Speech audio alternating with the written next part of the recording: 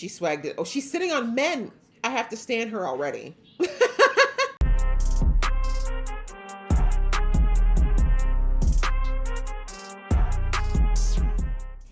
Hey guys, it's your girl Aisha, aka GeekXX Chic, and we're back with another reaction to Fire Force. We're now in season 1, episode 4, which is called The Hero and the Princess.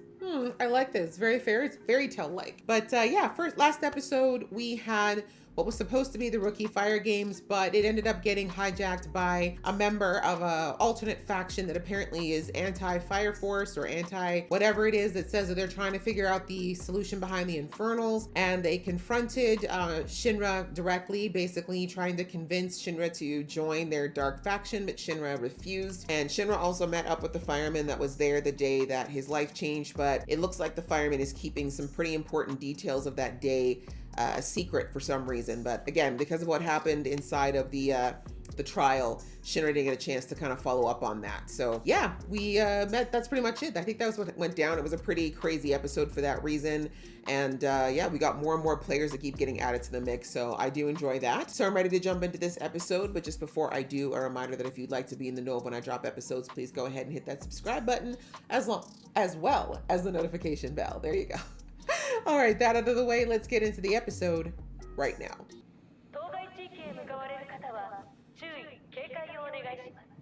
This place looks very, very nice compared to the rest of the city.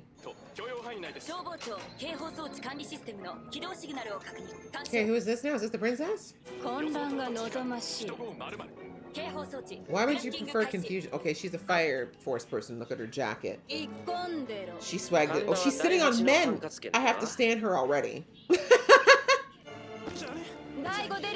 Wow. A path of men whose back she gets to step on and they love it? Hell yeah. Hell yeah. I like this girl. Gravel? Okay, ma'am, relax. Okay. You about to pop the... Oh, that was him? Okay, I didn't realize he was that good. Or that fast, I mean.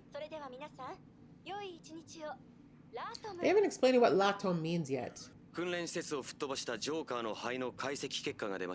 And? Oh, that's kind of desecrating.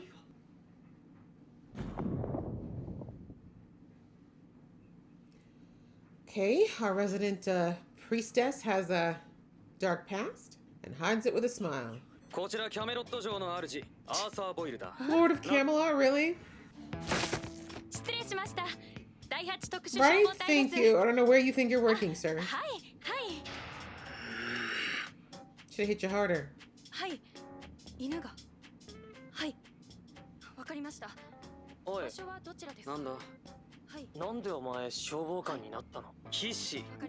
Good question, actually. Second, I got noise coming in here. That's right. The most important thing about being a Fire Force or firefighter. Oh, there's 2 of them. Okay, that makes sense. I thought they were the same. I would have made the same mistake. It's true. At least you get to go outside.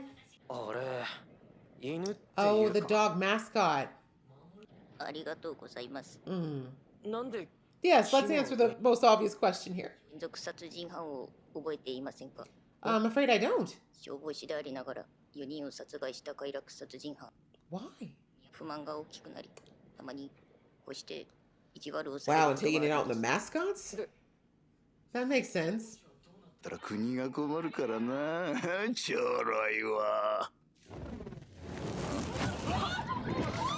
Oh, put yourself out.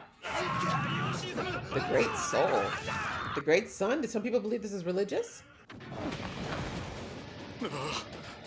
Okay, you wanted to die. Why the hell are you still here, bro? What you get?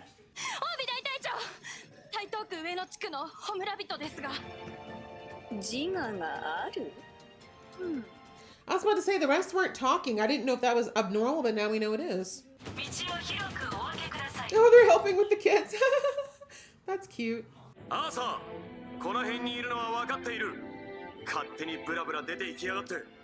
They were given permission. They were absolutely given permission. You set them up?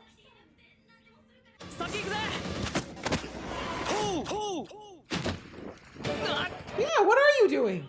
Oh my god, no, I would toss his ass off right there, right there for that. Dare you treat me like a horse? So? Exactly.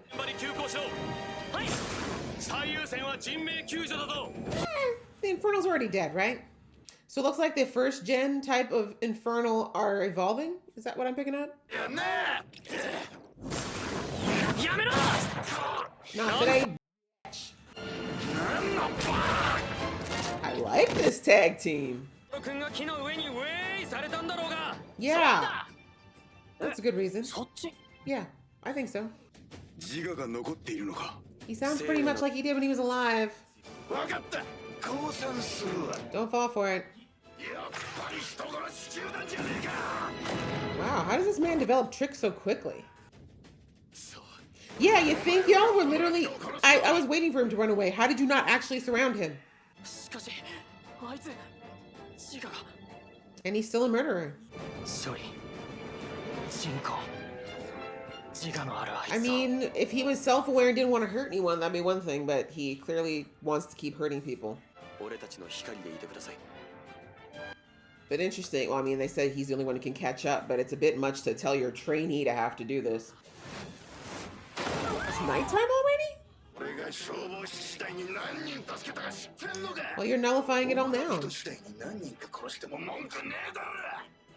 The fact that you're saying this means that you're of right mind.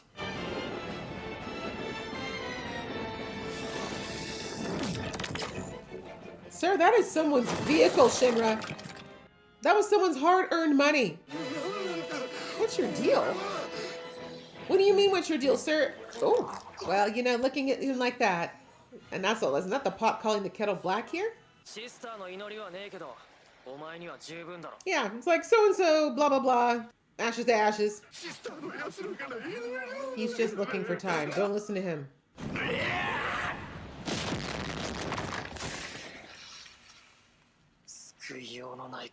I'm glad you had your guard up.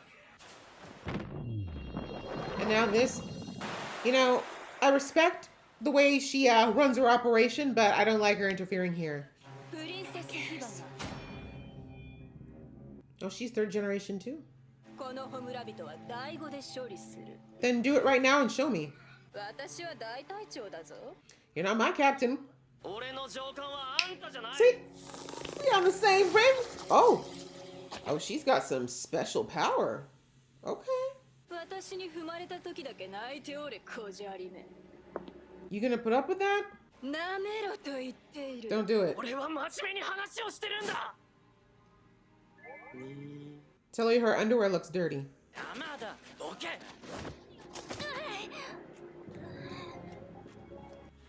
Who is that? Clearly she's not about that life. Thank you. Off of me, whores. Ooh, he said fight me! I'm in the mood! It's kind of cool that his flames against the rain. That's amazing. Uh-oh. No, it's about to get good.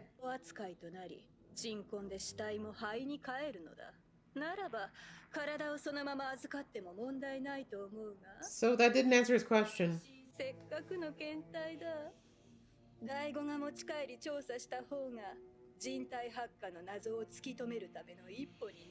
Well, now you put it that way. Unfortunately. Huh? Who the hell is this now?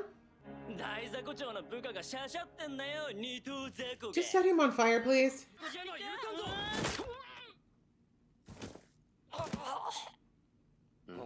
Where'd that even come from? Good girl.